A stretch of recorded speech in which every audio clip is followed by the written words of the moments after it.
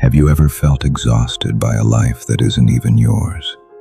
We often become silent vaults for other people's trauma, carrying emotional debts we never signed up for. A friend confides, a relative admits something dark, a colleague reveals a truth that changes how you see them, and suddenly, without choosing it, you are holding a weight that is not yours to carry. This vicarious burden distorts your reality, erodes your integrity, and quietly fractures your peace. And it is time to learn why releasing someone else's secret isn't always a betrayal. Sometimes, it is survival.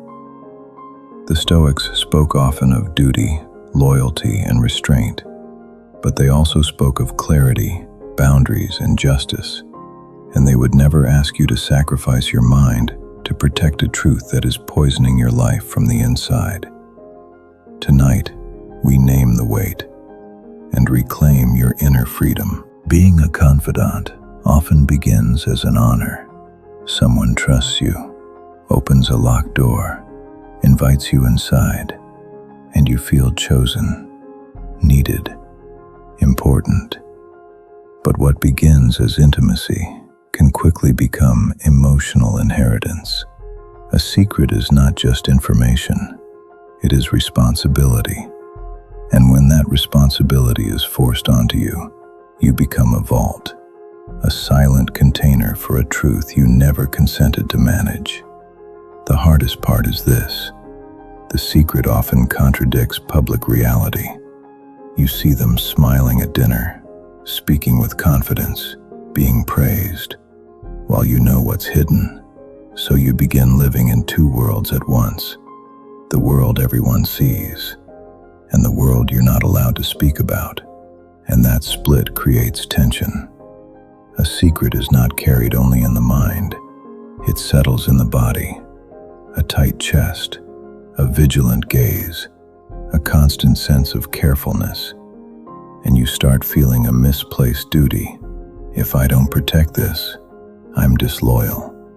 But the Stoics would ask, what if your loyalty to them is destroying your loyalty to yourself? Keeping someone else's secret forces your life to become filtered. Every conversation edited, every social interaction monitored, every moment scanned for leaks. A glance between people, a question asked too casually, a topic that comes too close. Hypervigilance develops not because you're dramatic, but because your nervous system is living under surveillance, and slowly your sense of reality distorts. You are not just keeping quiet, you are maintaining a false world. This creates cognitive dissonance, a conflict between loyalty to a person and loyalty to truth. Seneca warned that the mind cannot find peace when it must constantly perform. A lie is not only spoken, sometimes it is lived. And living inside someone else's hidden truth can make your own life feel unreal. You start doubting yourself. Maybe it's not that serious. Maybe I'm making it bigger than it is. Maybe I should just carry it. But the Stoics would say, clarity is not cruelty. Truth is not hostility. The mind cannot be stable when it is forced to protect illusion. This is the part no one warns you about: vicarious trauma. When you hold a secret that contains pain, abuse, betrayal, addiction, or harm, you absorb emotional residue, unexplained anxiety, burnout, irritability, difficulty sleeping, a heaviness that doesn't match your own life. Because the debt is not yours, but your nervous system doesn't know that. And then comes silent isolation. You cannot seek support because the source of your stress is confidential. You feel overwhelmed, but you can't explain why, so you carry it, alone. You become a ghost in your own life because you're busy haunting someone else's past. And while you carry their burden, your bandwidth disappears. Less patience for your goals, less emotional room for your relationships, less energy to process your own pain. You are paying for their secrecy with your vitality.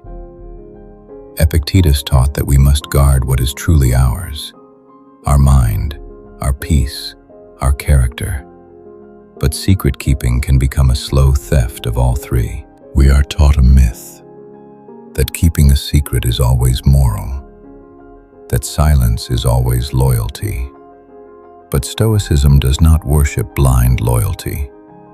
It worships virtue, and virtue includes justice. So we must ask the hard question: is this secret harmless or corrosive? There is a difference between protecting someone's privacy and enabling someone's harm, between supporting someone's healing and helping them maintain a facade. Sometimes secrecy is not protection. Sometimes it is a cage for everyone involved.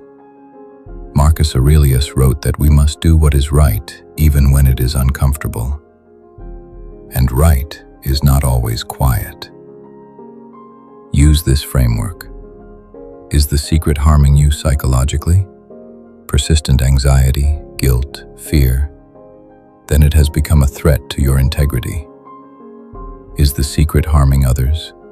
Deception, danger, violation? Then silence becomes complicity. Were you given a choice? If it was dumped on you without consent, you are not obligated to become its prison. Is the secret preventing accountability? If truth must remain hidden so someone avoids consequences, you are not holding a secret. You are holding a shield. Stoicism does not ask you to carry shields for injustice. You don't reclaim your peace by exploding the secret. You reclaim it by returning ownership. Set boundaries with oversharers. I care about you, but I can't be the only container for this. I'm not equipped to hold that alone. I need you to bring this to someone who can truly help. This is not rejection. It is clarity. Return the emotional ownership. I've been holding this, and it's affecting me. I need you to take responsibility for what you shared. I can support you, but I can't carry it in silence anymore. You are not abandoning them. You are returning their burden to its rightful owner. Choose appropriate release. Release does not always mean public exposure. Sometimes it means insisting they seek professional help, stepping back from the relationship, refusing to participate in deception, speaking to the right authority if harm is involved. The goal is not drama. The goal is self-preservation and integrity. Seneca believed peace comes when the soul is not divided. To stop carrying a corrosive secret is to stop living divided. Being trusted is powerful, but being used as a vault is not love, not friendship, not loyalty. The Stoics would remind you, your mind is not a storage unit for other people's darkness. Your peace is not currency. If a secret is destroying your mental clarity, distorting your reality, and draining your life, releasing it is not betrayal. It is survival. You can be compassionate without being consumed, supportive without being imprisoned, care deeply without sacrificing your integrity. Return what is not yours, reclaim your breath, and choose the only loyalty that creates lasting peace. Loyalty to truth, loyalty to boundaries, loyalty to your own inner freedom.